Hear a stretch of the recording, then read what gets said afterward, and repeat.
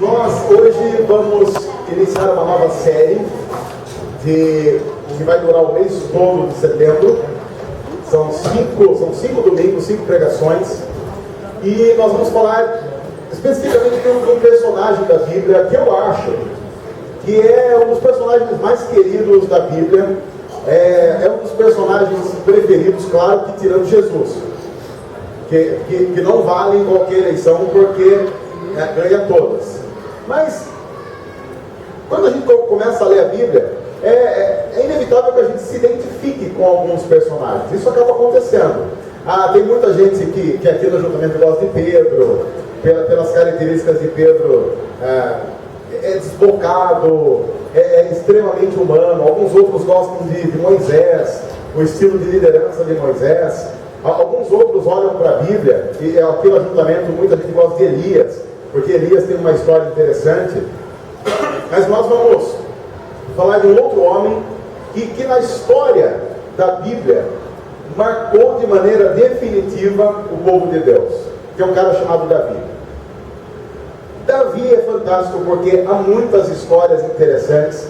Inclusive, uma das grandes dificuldades dessa série foi fazer uma seleção de apenas 5 grandes acontecimentos da história de Davi, porque nós poderíamos falar muito mais, tirar muitas outras histórias para falar desse homem de Deus. Davi é conhecido como sendo o homem segundo o coração de Deus, e daqui a pouco nós vamos ver alguns versículos onde o próprio Deus afirma que Davi é o homem segundo o coração dele. Só que Davi, conforme você vai ler a história dele, nós vamos fazer isso em alguns momentos aqui nesse mês, você vai notar que Davi é extremamente humano. Davi não é daqueles heróis, por exemplo, que a gente lê a história e pensa, eu nunca vou conseguir ser assim, ele é muito bom. Davi não é aquele tipo de herói inatingível, pelo contrário, Davi é aquele tipo de herói com grandes altos e baixos. Alguém que consegue acertar em cheio na vontade de Deus em alguns momentos, e pouco tempo depois errar de maneira escandalosa. Davi começa, por exemplo, a primeira grande história de Davi, que é contada para crianças durante muito tempo, é a história de Golias. Para quem não sabe, a história de Golias era um cara relativamente alto, mais ou menos aí 2,60 metros de altura, cheio de armaduras, que desafiava. Havia uma lei de guerra que era assim: para evitar que mortes acontecessem, muitas mortes, você podia desafiar um guerreiro do exército inimigo e um guerreiro desse exército. Eles duelariam, representando os dois exércitos, para ver que exército é maior e vence a guerra. Golias era um filisteu, era do exército filisteu que lutava contra Israel, foi destacado para desafiar alguém. Agora imagine você tendo que lutar contra um homem que mede mais ou menos 2,60 metros, extremamente musculoso, uma armadura pesadíssima. Tanto é que a Bíblia diz que o arco que ele segurava era muito pesado, que nenhum outro homem conseguia segurar o arco que ele segurava. A roupa dele, extremamente, só a roupa de Golias pesava mais ou menos 50 quilos, porque são aquelas armaduras. Imagina a potência desse cara. Davi não é lá, dizem por exemplo que Davi era pequenininho. Não, Davi não era pequenininho. Há alguns mitos na história bíblica assim: Davi era pequenininho e venceu Golias. Oscar Schmidt perto de Golias era pequenininho. Quando a Bíblia diz que Davi era pequeno, está comparando a Golias. Davi, pela própria, a Bíblia diz que ele era um homem que chamava atenção. Vocês entenderam, né? As meninas aqui entenderam. Então Davi não era um cara baixinho, fraquinho, magrinho, raquítico. Davi era um cara que encantava as mulheres. Tanto é que um dos grandes problemas de Davi na vida dele foram as mulheres. E acabaram. Desde aquele tempo as mulheres acabam com a nossa vida. E Davi teve problema com mulher, porque ele era bonitão, famoso. E a primeira grande história é que Davi enfrenta esse gigante e vence esse gigante. E aí a Bíblia diz, inclusive, que é uma parte que a gente não conta para as crianças, tá? Então os pais podem ficar tranquilos. A gente termina a história de Davi quando ele vence o gigante Golias. Mas na Bíblia é assim: Golias cai no chão, praticamente morto. Davi pega a espada, chega diante de Golias, ele põe o pé em cima do peito dele, outro pé no chão e arranca a cabeça dele sai rolando, Davi sai correndo atrás, Golias tinha cabelão, ele pega a cabeça pelos cabelos e vai girando para mostrar para o povo, aqui que está o guerreiro de vocês, era sangue para todo lado, é verdade, isso está na Bíblia, pode ir lá. E Davi, então ele diz para o exército de Israel, vamos embora, e ele vai correndo na frente com a cabeça de Golias. A gente não terminou essa guerra, Davi estava todo ensanguentado, a cabeça de Golias, o pessoal jogou futebol, virou uma festa, a cabeça de Golias, traz os Golias para cá, para lá, aí Davi tinha os filhos, levou para casa, olha criançada que eu trouxe para vocês, a cabeça de Golias, a criançada ficou brincando em cabeça de Golias, virou uma brincadeira muito famosa em Israel, essa parte não, mas seria interessante que tivesse. Essa é uma das primeiras histórias. Davi virou um grande herói. Tanto é que o rei tinha dito que quem vencesse Golias ia ter direito de casar com a filha dele. Aí que Davi ficou com coragem mesmo. A filha do rei era bonitinha também. Então, assim, ela é bonita. E era filha do rei, que fazia dela linda. Se você viu antes e depois da Anitta, você sabe do que eu estou falando. Davi casou com a filha do rei, uma festa toda. Imagina só, você está lá, tranquilo. E a Bíblia diz que quando ele ouviu o gigante Golias, ele tinha ido lá para visitar os irmãos que estavam na guerra. Há inclusive uma teoria de que Davi era mineiro. Há uma forte teoria de que Davi era mineiro, pelo seguinte, porque a Bíblia diz que o pai dele deu 10 queijos para ele levar para os irmãos. Quem tem 10 queijos em casa? Só um mineiro.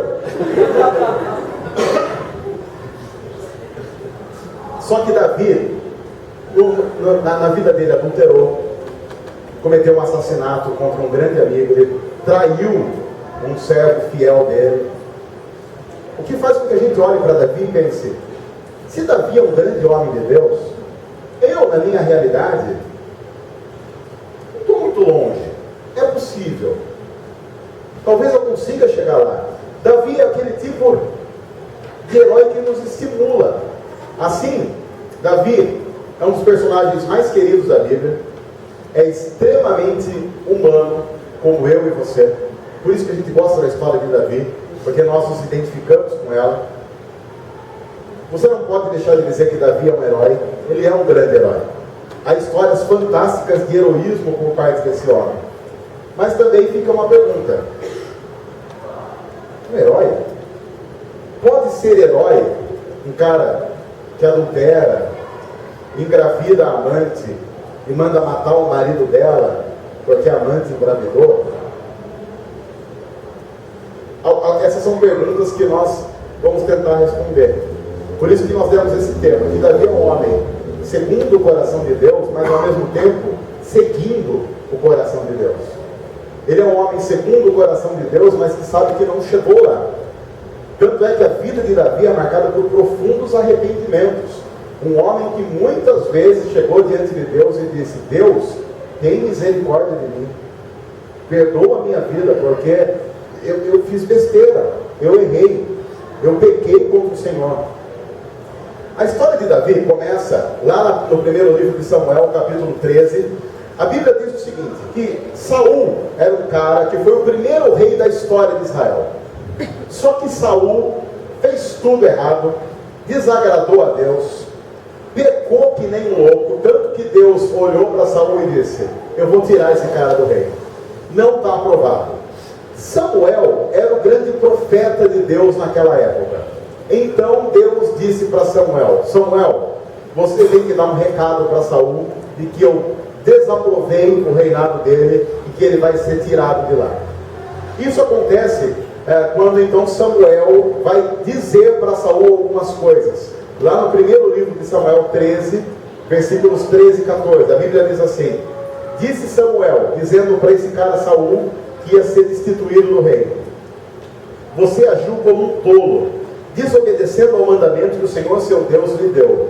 Se você tivesse obedecido, ele teria estabelecido para sempre o seu reinado sobre Israel. Mas agora seu reinado não permanecerá. O Senhor procurou um homem segundo o seu coração e o designou líder de seu povo, pois você não obedeceu ao mandamento do Senhor. E lá em Atos, lá no Novo Testamento, capítulo 13, versículo 22, o autor dá uma explicada nessa história, dizendo: depois de rejeitar Saul, levantou-lhes Davi como rei. sobre quem testemunhou: encontrei Davi, filho de Jessé, homem segundo o meu coração. Ele fará tudo o que for da minha vontade.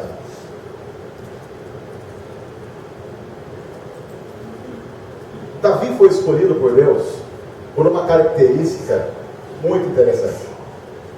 Ele é o homem segundo o coração de Deus. Mas ele peca, não peca? Ele falha, não falha? O que é interessante notar é que ser segundo o coração de Deus não é algo que está no nosso controle, mas é algo que está no controle de Deus. Por isso que nós, cristãos e cristãs, somos chamados a entregar a nossa vida nas mãos de Deus, para que Ele nos faça segundo o coração dele.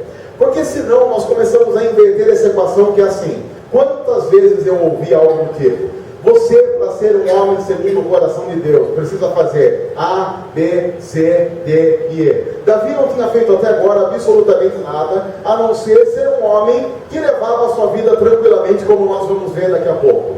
Mas Deus, que é o Senhor da história, decidiu fazer de Davi um homem segundo o seu coração, que tem muito mais a ver com um homem segundo a vontade dele. Um homem disposto a fazer o que Deus quer que seja feito. O fato de Davi ser um homem segundo o coração de Deus não está ligado intimamente à obediência de Davi, como nós talvez sejamos levados a pensar. O fato de Davi ser um homem segundo o coração de Deus está ligado ao fato de que Davi sempre esteve disposto a obedecer o que Deus pediu para ele, mesmo em meio a tantos erros e tantas falhas. Davi era o tipo do cara que, se Deus dissesse para ele: vai para aquele lugar, ele simplesmente iria. Se Deus dissesse para ele no dia seguinte: agora você vai para um outro lugar, ele iria. Lembre-se que na época em que o texto está escrito, o coração era considerado o centro da vontade, aquilo que determinava toda a orientação do ser humano. Quando Deus diz: Davi é o homem segundo o meu coração, o que Deus está dizendo é: Davi é um homem que segue a minha vontade e não tem medo, preguiça ou vergonha de obedecer aquilo que eu peço para ele. Claro que Davi erra, claro que Davi peca, assim como eu, assim como você. Mas a grande questão que vai estar em jogo na vida de Davi é: o quanto você está disposto a obedecer os mandamentos de Deus para cumprir a vontade dele, mesmo considerando o fato de que nós pecamos como outros. Essa história tem tudo a ver com o evangelho que nós sempre falamos, com a história de Jesus, de alguém que esteve disposto a fazer a vontade do Pai até as últimas consequências, para reparar o grande erro que nós cometemos ao pecar, nos desconectar de Deus, que é o que nós fizemos. Quando nós olhamos lá para Gênesis e vemos o pecado de Adão e Eva, a gente pode olhar como uma história passada ou como uma história que acontece todos os dias.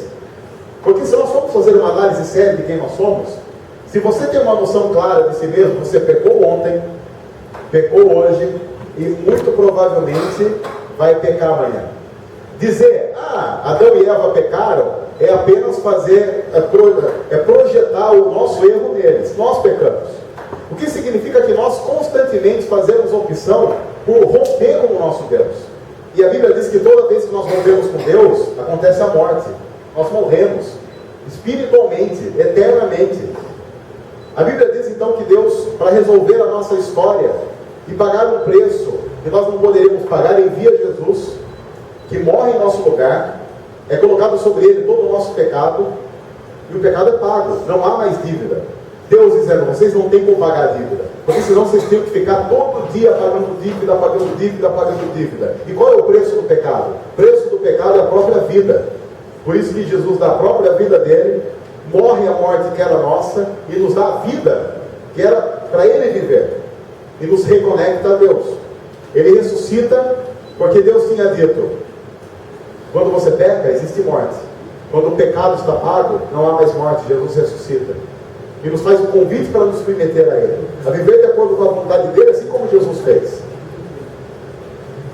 Hoje nós vamos ver o início da história de Davi, que eu acho fantástico, porque nos últimos domingos, se você notou, nós temos falado muito sobre missão, fazer a vontade de Deus, submeter-se a Deus. E eu não sei quanto a você, todas as vezes que eu sou desafiado a obedecer a Deus e a fazer a vontade dele, a primeira coisa que eu penso é: mas eu?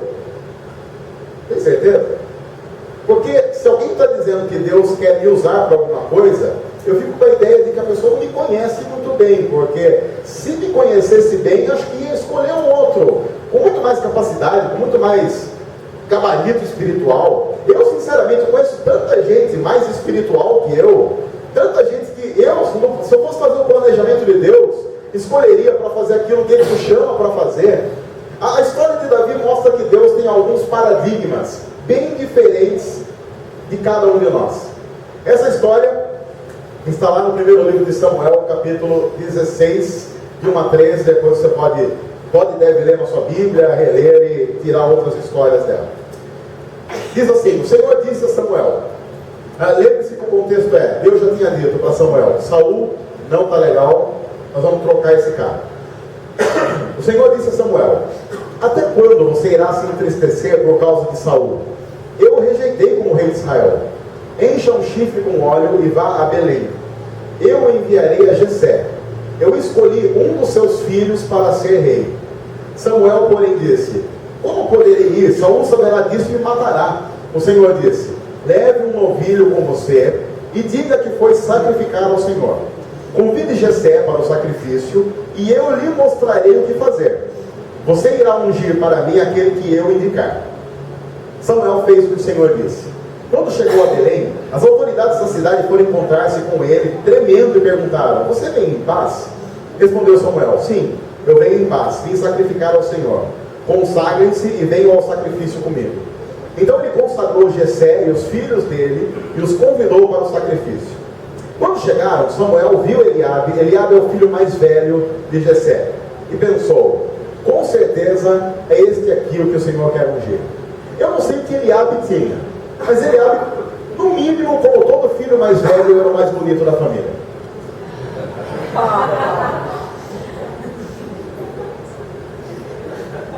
Posso ouvir um amém? Havia uma tradição em Israel que todos os direitos da família caíam sobre o filho mais velho. Ele é que ganhava a maior parte da herança. As melhores coisas o pai e a mãe davam para o filho mais velho. O que significa que nós precisamos recuperar algumas tradições bíblicas importantes. Hashtag fica a dica. Aí então Samuel, que quer queira, quer não, mesmo sendo um profeta de Deus, está inserido na cultura. Quando ele viu Eliabe, e Eliabe, por ser o filho mais velho, por desde cedo ser criado com todos os privilégios de filho mais velho, provavelmente era aquele filho que tinha um andar mais altivo. Ele se gabava disso. Ele é o filho mais velho. Imagina, ele sabe que culturalmente o filho mais velho recebe as melhores coisas. Aí Samuel chega lá como profeta de Deus e diz que um dos filhos de Jessé vai ser escolhido novo rei. O que você acha que passou na cabeça de Eliabe? Claro, sou eu. Na nossa tradição, na nossa religiosidade, tudo recai sobre o filho mais velho. Já imaginou? Talvez até os outros irmãos que estavam lá já começaram a falar assim: Eliabe, hein? Tirou a sorte grande, rapaz. Entra um ministériozinho pra mim aí, sabe como é que é? Já teve o quarto irmão de Eliabe nessa hora, já se filiou pro MDB. Conseguiu uma boquinha no governo, já deu uma afiliada no PMDB, já garantiu que era de direita, ele já fez uma série de coisas. Aí então chega Eliabe diante de Samuel e Deus é categórico: não é esse cara. Olha o contexto desse. O Senhor, contudo, disse a Samuel: não considere a sua aparência nem a sua altura. O próprio texto confirma que, se fôssemos considerar a aparência, a altura, a pose, Eliabe era o cara. Como talvez você considere muitas pessoas que você conhece, muitas pessoas para as quais você olha e diz: esse é o cara. Muitas moças para as quais você olha como moça e diz: eu queria ser como ela. Os grandes heróis idiotas da nossa sociedade são péssimos heróis. Nós olhamos para a televisão, e o que a televisão, o que os telejornais nos mostram como referência de alguma coisa, na verdade nada mais são do que Eliabes. Gente para quem a gente olha a aparência, a estrutura externa e diz assim: poxa, eu preciso ser parecido com isso. Padrões de beleza que são estereotipados como um padrão definitivo de beleza, para que todo mundo gaste dinheiro para ser daquele jeito, para que quando o padrão de beleza mudar, todo mundo gaste dinheiro de novo, incentivando uma indústria que deturpa a imagem de seres humanos criados à imagem e semelhança de Deus. Eliabes. A nossa sociedade é uma sociedade que endeusa os Eliabes. E pior, muitos cristãos e cristãs estão vendendo a própria vida para ser um Eliabe, para chegar diante de Samuel e dizer: eu sei que eu sou o cara. E o próprio Samuel achar: eu acho que esse é o cara, eu estou olhando para ele, esse cara marca. Eliabe é o tipo de cara que quando chega no restaurante, todo mundo olha para ele. Eliabe é o cara que não importa onde ele chega, as mulheres suspiram por ele. Eliabe é o cara. Segundo os padrões da cultura e do mundo onde ele vive, ele é que tem que ser escolhido.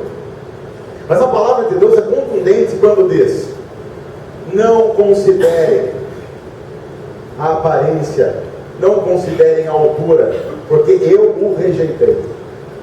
A pergunta que a gente tem que fazer para o texto é: de que adianta uma boa aparência, uma boa pose e ser rejeitado por Deus?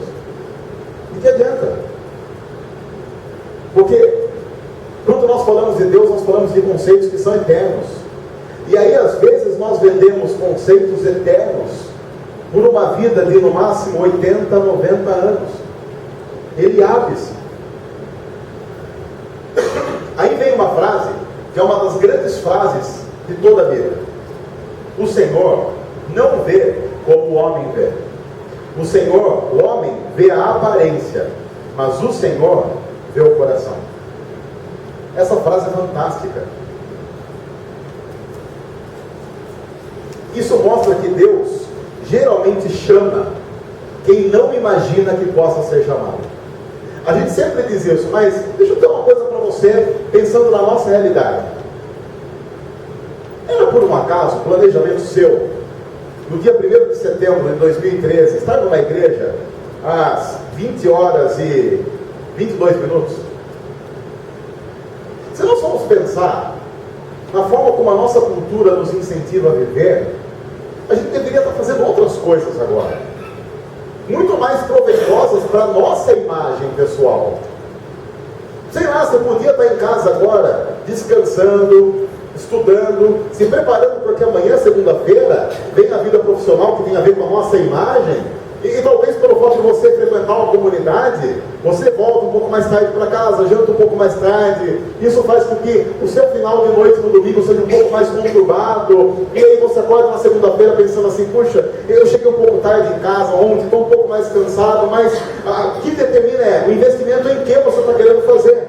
Você pode estar querendo fazer investimento no lado Eliabe da vida, ou no lado que o Senhor olha, que é o coração. Deus está olhando para você agora, e por isso, uma coisa que nós temos que ter claro em nossa mente: Deus não tem nenhum interesse na roupa que você está vestindo, nos utensílios que você está usando, nos adereços, em qualquer coisa que você esteja usando a não ser no seu coração.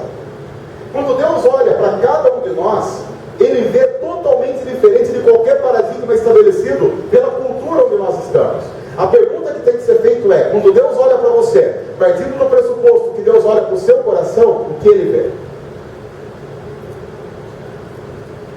Deus geralmente chama quem não imagina ser chamado. E mais, Deus geralmente chama quem não imaginava que Ele pudesse chamar.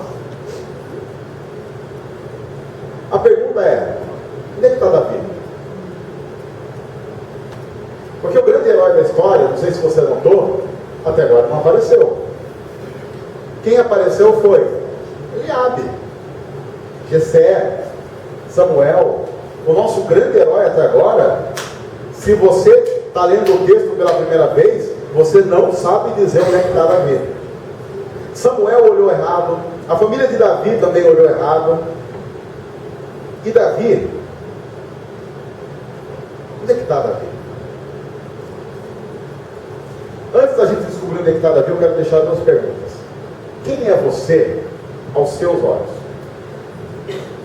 Nós temos dois problemas sérios na nossa sociedade. Primeiro, a hipervalorização do ser humano, que é mais ou menos assim: aquele discurso que a gente sempre diz, idiota, de a força está dentro de você. A força está dentro de você.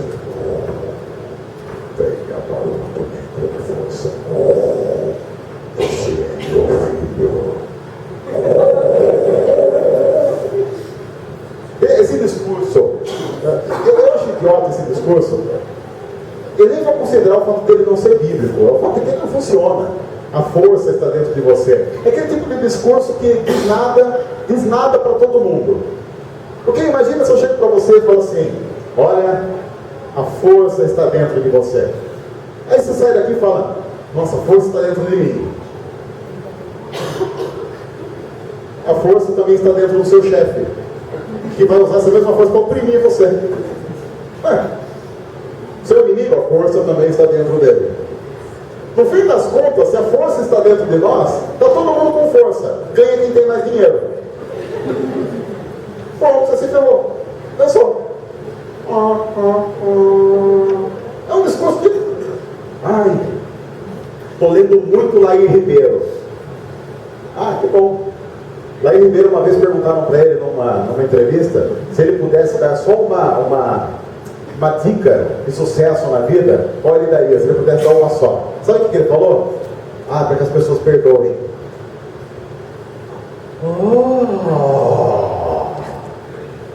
Que original! É bem capaz que a pessoa que foi lá, pagou uma nota para ouvir Laí Ribeiro falar que o grande sucesso, o grande segredo do sucesso na vida é perdoar. Você fala assim: mas e a Bíblia? Ah, a Bíblia eu sou contra. Porque a nossa sociedade é meio estúpida para medir algumas coisas. A gente celebra a mediocridade. Então, se Laí Ribeiro falou, é legal. Se foi Deus que falou, não é legal. A gente olha para Jesus como um grande mestre do amor. E isso não diz absolutamente nada. Porque eu vi uma figura no Facebook. O Facebook é o lugar das grandes besteiras, teologias, filosofias e qualquer coisa, e dons espirituais. Aí o cara colocou a figura de Buda, Krishna e Jesus. E colocou assim: será que nós não entendemos que todos eles vieram pregar o amor? Eu olho para aquilo e falo: meu Deus do céu, coitado de Jesus, fez tudo o que fez aí. A figura de Krishna meio feia, inclusive. Só faltou colocar aquele Jesus renascentista, que é meio estranho também, é meio suspeito, meio olhos esverdeados e azuis, com cabelo esvoaçante ao vento, tipo uma propaganda de Revlon. Porque dependendo da imagem de Jesus, você pensa: uma propaganda de Revlon. Não, é Jesus, tá. E sei lá, eu tenho dificuldade de achar que Jesus acordava, ele ia para o lago, ali, Mar da Galileia, jogava os seus cabelos e falava: Pedro, dá uma ajuda aqui. Aí eles pegavam umas pedras, lá era muito quente, colocavam umas pedras assim pro sol, tipo de chapinha, era o precursor da chapinha. Eles juntavam as pedras, passavam. Aí Jesus é um judeu de cabelos lisos, é tipo um mega hair, eles investiam muito nisso. É o tipo de imagem que não diz absolutamente nada. Porque a imagem mais forte de Jesus é ele nu numa cruz, sofrendo no lugar de gente como qualquer um de nós. Mas essa imagem não vende muito. Então há uma hipervalorização do ser humano. Você pode, você consegue. Claro que você pode. Você pode pecar sempre mais, consegue pecar com mais capacidade.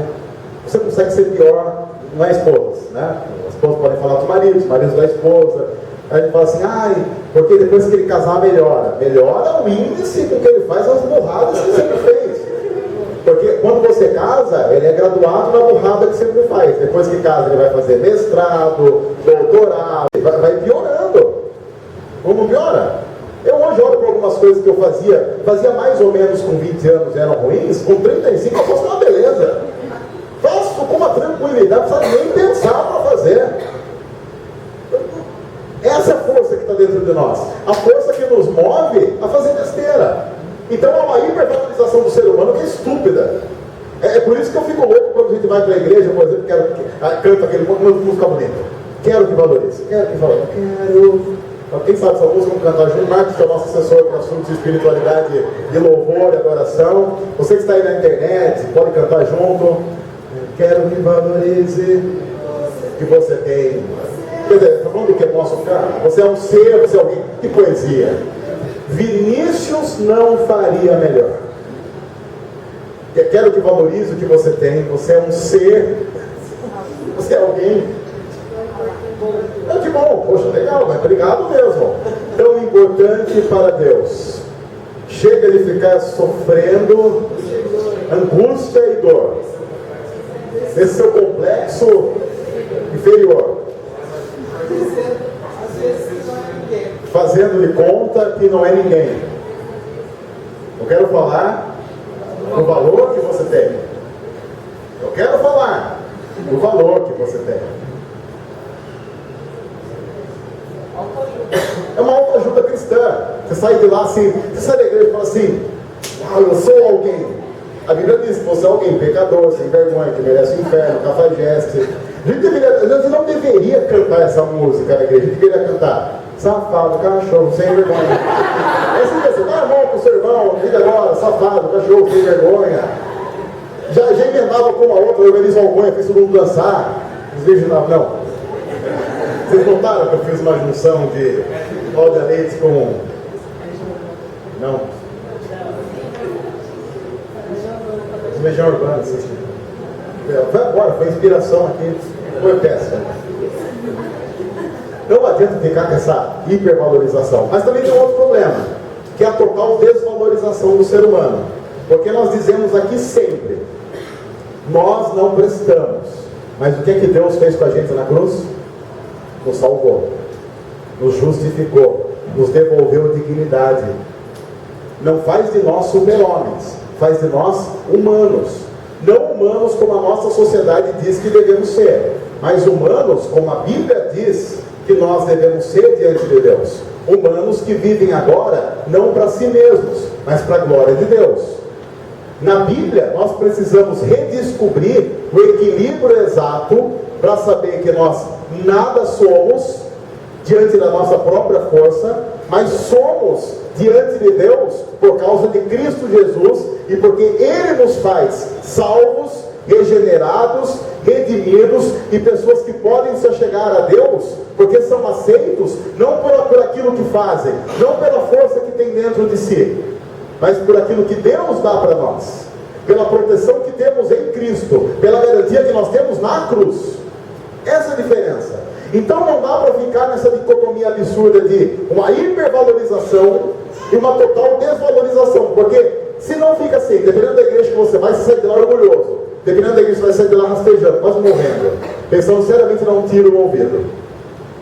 O que a Bíblia diz é: você não presta, mas Deus te amou tanto que morreu por você e te deu dignidade para que você vá e viva de acordo com a vontade dele. É o total equilíbrio que dá saúde mental, espiritual, física para qualquer um de nós. A história continua. Então Jessé, lembra que o primeiro filho já rodou. Então Jessé mandou chamar Abinadab, que é o segundo, e o levou a Samuel. Ele, porém, disse: o Senhor também não escolheu a esse. Então Jessé levou a Samuel, mas este disse: também não foi este que o Senhor escolheu.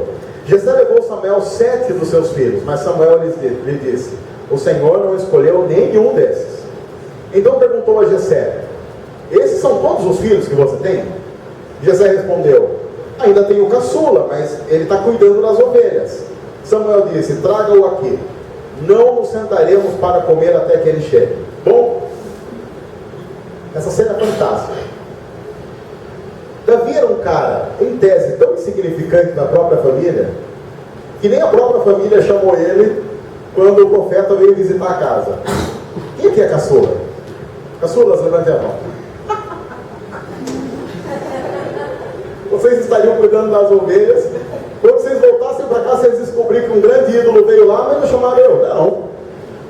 É interessante que a palavra hebraica, que aqui é usada para caçula, é hakaton. E a palavra hebraica hakaton significa não apenas caçula, mas significa relativamente insignificante. Não é muito legal você ouvir do seu pai assim: tem um hakaton. Ô hakaton, chega aí. O que é legal, porque daqui a pouco você pode falar assim: poxa, pelo menos eu vou me sentir como Davi a partir de agora quando meu pai me chamar. Mas quando o próprio Jessé diz que, olha, tem um hakaton que está lá no campo, ele está dizendo: nossa, Samuel, tem Davi, mas eu não colocaria muita fé no moleque, não. Tanto é que o trabalho de cuidar das ovelhas era dado para quem era considerado assim, meio que imprestável. Porque, vamos imaginar o que é cuidar das ovelhas. É assim, tem um cercadinho e um monte de ovelhas. Aí você vai lá e o cara fala, cuide para que não fuja. Tá tudo cercado. O cara olha para a ovelha olha para ele. Olha para a ovelha olha para ele. 8h10 da manhã. Mais um pouco de ovelha. Ele olha, passou muito tempo, 8h18. É pior do que aula, aquele professor chato da faculdade. Davi devia ter tanto assim, e sentava no mar, daqui a pouco ficava aquela ovelha indo embora, assim, sabe? Igual o professor vai indo embora, depois ele volta. Aí Davi, como não tinha nada para fazer, se tornou músico. Piada, momento piada. Porque a Bíblia diz que Davi era músico, mas também era para, assim, ele estava lá, estava lá tranquilo, precisava estudar um instrumento. Aí ele resolveu tocar harpa. Imagine, que vida agitada. Imagina Davi, imagina que homem agitado, que potência masculina. Você vê ele lá, Davi está lá. Vamos combinar que a harpa não é um instrumento muito másculo. Você não imagina assim, meu marido fez uma serenata com harpa para mim. Imagine, seu namorado vai conquistar você, vai lá tocar uma harpa. Se o seu pai tiver um mínimo de consciência, joga água fervendo nesse moleque e manda sai daqui. Traz no mínimo um guitarrista. Tá bom, baixista da série, tá bom. Mas harpa, imagine, você tá lá, só as ovelhinhas. Aí ele faz aquela pose, meio Brokeback Mountain. Aí põe a harpa.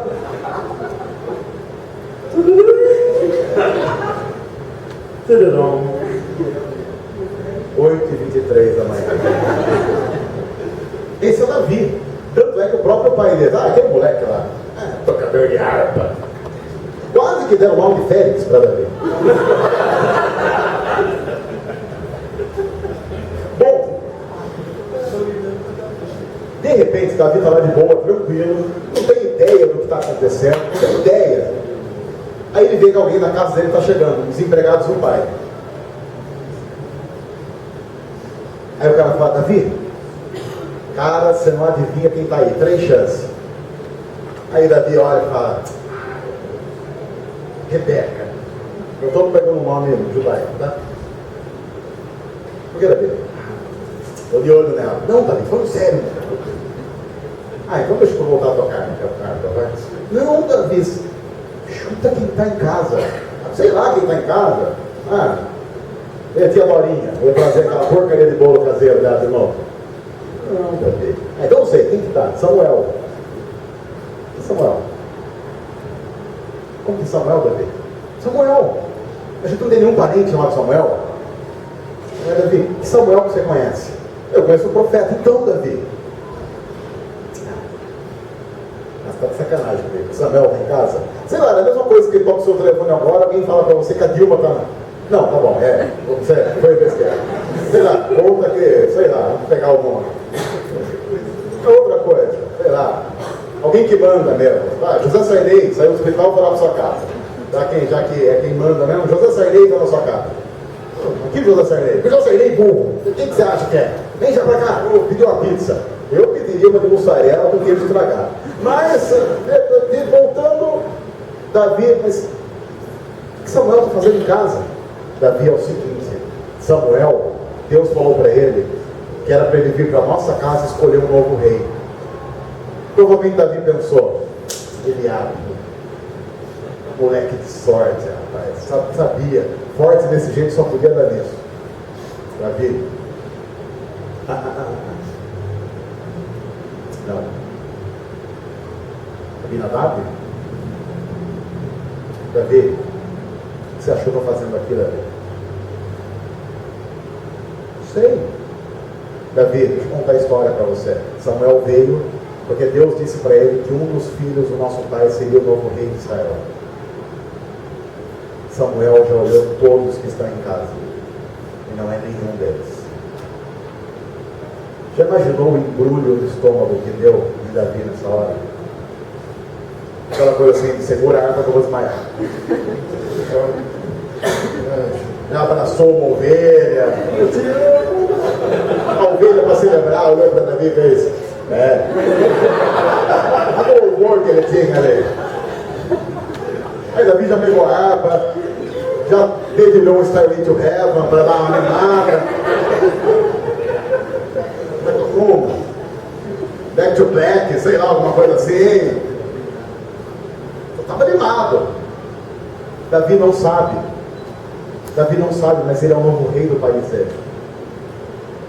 E ele não sabe que Deus o escolheu porque ele é o homem segundo o coração de Deus.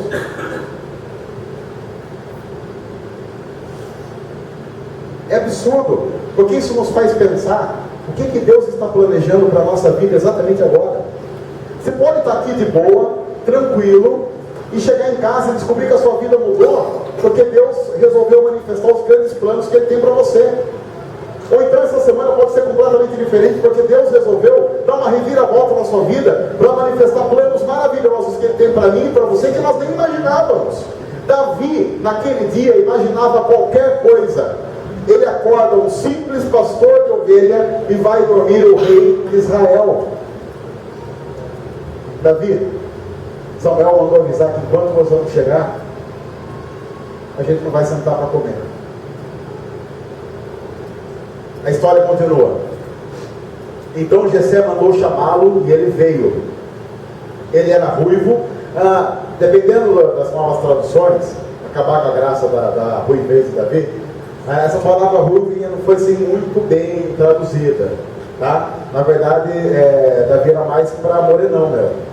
É verdade, Davi era... Então, se você chegar no céu e encontrar um morenão e falar que é Davi, acredite, não é brincadeira. Senão a gente vai achar lá que é um ruivo cheio de sardas. Aí você chega lá, Davi, não, meu nome é Astolfo. E Davi, Davi é aquele cara ali. Não, o pessoal da oitava cor, tá ali? Não, é Davi. Porque, não sei se o pessoal teve problema na tradução, mas resolveu não. A gente tem vergonha de ser brasileiro, umas coisas por aí. Ele era ruivo, de belos olhos e boa aparência. A mulherada pirava em Davi. A mulherada chegava, por isso que ele foi. Então o Senhor disse a Samuel: é este, levante-se e unja-o. Samuel apanhou um chifre cheio de óleo e ungiu na presença dos seus irmãos. E a partir daquele dia, o Espírito do Senhor apoderou-se de Davi. E Samuel voltou para Ramá. Agora olhe para esse texto e veja que até agora nada aconteceu. Davi mudou a roupa dele? Não. Davi ganhou um trono? Davi ganhou vassalos? Servos? Empregados? Foi assim, Davi...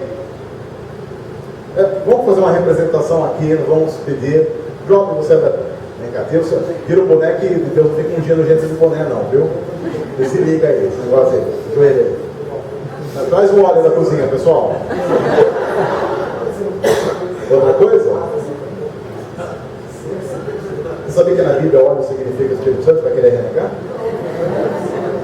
A cozinha não pode, não está usado, não fica tanto pastel. Então, aí, olha o que aconteceu. Davi chegou, Deus falou para ele, Deus falou para Samuel, é ele. Samuel pega o chifre cheio de óleo, derrama sobre Davi, fala assim: levanta aí, garoto, beleza? Ação aí. Cara, parabéns, hein? Valeu. Tchau, pessoal, vamos que vamos. Vamos voltar para o seu lugar. Aí, Davi, sou rei, e aí? Aí, Samuel fala: espera Saul morrer, meu filho. Saul não morreu ainda. Se o rei não morreu, o trono não está lá. Espera, Saul demorou para morrer, aquela desgraça. Saul era daquelas famílias que vive pra caramba. Se você fosse aquelas sogras eternas, terrível. E Davi ficou lá. Espera. Ele olha para ele e fala assim: ferrou, né? Dançou, hein? Bonitão. Davi deve ter ficado assim, no dia seguinte, tiveram que servir a melhor bisteca para ele, com mais cebola. Fala aquela raspadinha que você dá, aquela cebola final, que você joga aquela aguinha, ela tira aquela crosta que ficou, fica mais gordurosa, cebola entope o coração, era só Davi que tinha direito àquilo. Mas tem uma diferença nesse texto. O Espírito do Senhor apoderou-se de Davi. Esse é o diferencial de Davi a partir de agora. O Espírito do Senhor apoderou-se dele. Isso é muito importante, porque sabe o que a Bíblia diz de todo cristão? Que todo cristão recebeu o Espírito Santo. O que significa dizer que aquilo que foi dado a Davi, apenas porque ele é rei, foi dado a mim e a você, da mesma forma, porque Deus nos escolheu como filhos e filhas. Dignidade que nós recebemos por causa de Cristo, não por causa de nós. Assim, a força que o ser humano tem, e é importante você lembrar disso, para sair daqui com a visão correta de si mesmo, a força do ser humano não está nele, mas em Deus. Se você não buscar a sua força em Deus, você estará buscando força em lugares completamente errados. Quem é a sua força para levantar amanhã de manhã? Tem que ser Deus. Ele tem que ser o centro motivador da sua vida, da sua história e de todas as suas decisões. Eu quero terminar lembrando que o que define o sucesso de alguém não é quem esse alguém é, mas o que Deus quer fazer dele e como usa para a sua glória. O seu sucesso não depende de quem você é. Não tem nada a ver com quem você é. O seu sucesso tem a ver com o que Deus quer fazer de você e como Ele quer usar você para a glória dele, não nossa. Um homem de sucesso é aquele que Deus diz é um homem segundo o meu coração. Uma mulher de sucesso é aquela para quem Deus olha e diz: essa é uma mulher segundo o meu coração. Não importa de quanto é o seu contra-cheque, não importa quantas pessoas olham e admiram você, o que importa é o que Deus diz quando olha para você. Não importa o que seu marido pensa de você, não importa o que a sua esposa pensa de você, não importa o que seus filhos pensam de você. Importa, antes de tudo, o que Deus sabe a seu respeito. Por isso nós precisamos ter um equilíbrio naquilo que somos e de como nos reconhecemos diante de Deus e de como vivemos para a glória dele. A história de Davi mostra que, enquanto você talvez esteja vivendo uma vida medíocre, achando que não é nada, tocando a sua harpa e admirando os Eliabes por aí, Deus ainda olha para você e diz: eu vou fazer através de você grandes coisas. Mas é necessário que você guarde o seu coração. Esse tipo de discurso não é um discurso para que a gente saia daqui e diga assim: viu como eu sou bom? Não, não. Esse é o tipo de discurso que tem que fazer com que a gente saia daqui dizendo: Deus, obrigado por sua graça e misericórdia, que pega um trapo como eu sou, e eu sei como sou, e me dá dignidade através de Cristo Jesus, para que eu possa viver para a glória do Senhor, não dando mais vazão aos meus sentimentos pecaminosos, mas buscando conhecer a tua vontade, para viver essa tua vontade dia após dia, centrando a minha vida não naquilo que eu sou, mas naquilo que Jesus é, naquilo que Ele será e naquilo que Ele fez na cruz em meu favor. Esse é o homem e a mulher que Deus procura. Assim como procurou Davi, não por causa das qualificações e por causa do currículo de Davi, que era apenas um simples pastor de ovelha, mas alguém que diante de Deus sempre pôde dizer: Senhor, eu estou aqui, eu sei que eu nada sou. Você lê Salmos de Davi e várias vezes você vê Davi dizendo: eu não presto, eu sou terrível, eu me arrependo do que sou. E alguém que Deus usa, não para manifestar a glória de Davi, mas a glória dele. Sabe o que Deus quer fazer de você? Exatamente isso. Você não precisa ser Eliabe, embora a sociedade que nós vivemos vai te forçar a ser Eliabe.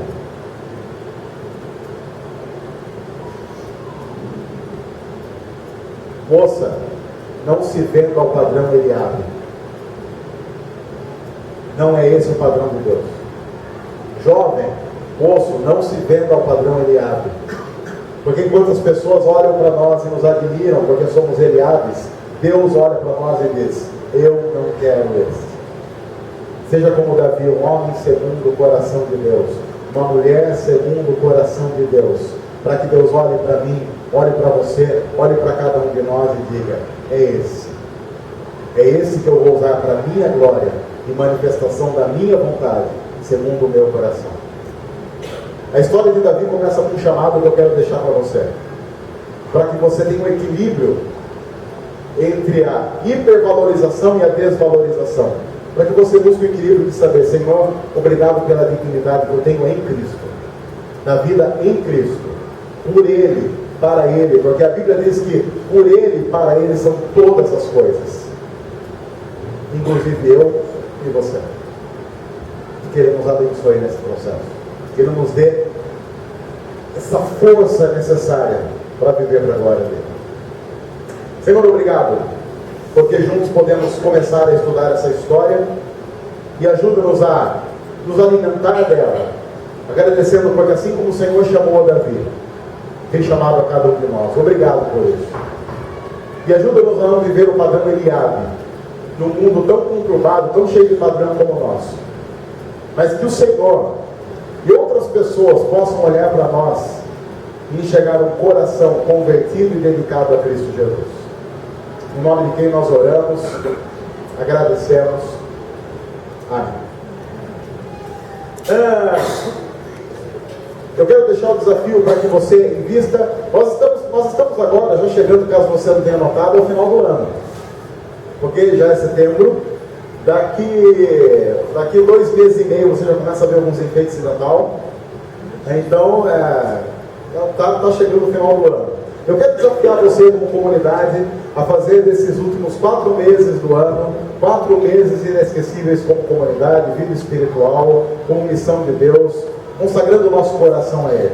Como pastor dessa igreja, eu quero desafiar você a uma vida centrada em Cristo Jesus, para a glória dele, na esperança de que Deus vai usar você para a transformação do lugar onde você está, da família que você vive, para que outras pessoas possam conhecer esse maravilhoso amor de Jesus que transforma a história de qualquer ser humano. Ok? Esse é o meu desejo como pastor, para que você vá embora para casa, eu espero, animado demais para fazer a diferença, para mostrar um novo padrão de vida, um novo padrão que mude as estruturas e faça com que a gente viva para a glória de Deus. Ok? Uma ótima semana para você, que Deus o abençoe muito, ajuntamento venha sempre mesmo como você está, e seja transformado por Deus. Deus abençoe, uma ótima semana para todo mundo.